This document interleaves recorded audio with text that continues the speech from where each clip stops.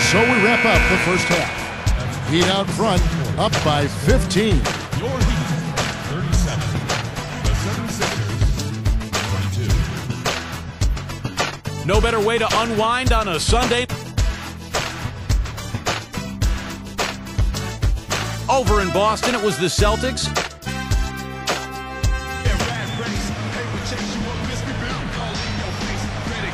Welcome back, everybody. Third quarter just about to get going here in what has been so fun.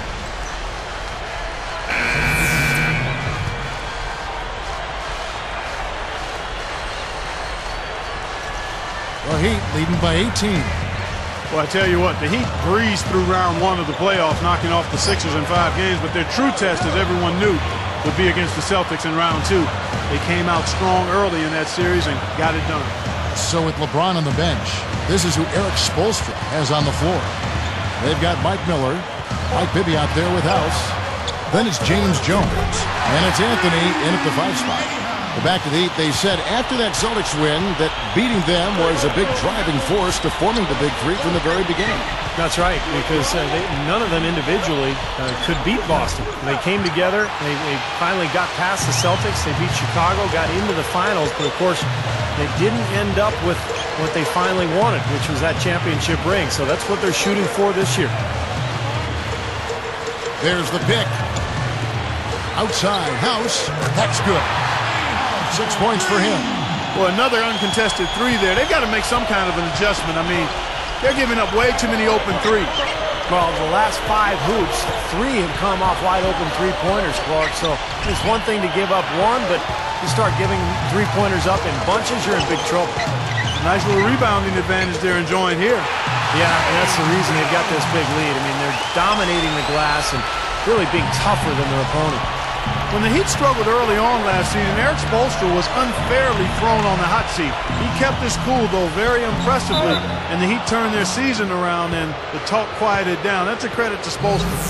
Back to Spoelstra, Miami. Clark, with the way the Heat finished, you have to think things will change. I know, Steve, you were very impressed with the way he managed that team in the postseason. Yeah, I thought Erik Spoelstra was great. Now, a lot of people are focusing on the final series when Rick Carlisle stole the show, but to be fair to Spoelstra, he inherited a very difficult situation with a lot of talent but huge expectations.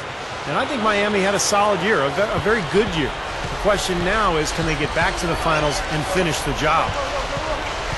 Williams picks him up. Miller outside. Young against Jones. That 3 off the mark. And the 76ers with possession. This game against Miami here, their first look at the Heat. And, of course, they're meeting the team that was responsible for dealing them a very painful loss in the first round of the playoffs a year ago. Fires top of the key. And that one's good. 8 points for him. Maybe he can put his struggles behind him, a couple more of those, and maybe he'll get a little momentum. Shot clock and game clock separated by less than 6 seconds. Here is House. He's got 6. Now Haslam. He's picked up by Brand. Miami no good on that time either. Shot from the wing. And he put too much on that one. Well, not a bad effort there. He'll usually knock that one down. And at the end of the third quarter, a huge lead in this one may already have been decided. Tune in this Thursday. As the fourth quarter gets going, let's swing it over to Doris Burke, who has our Sprite Spark report.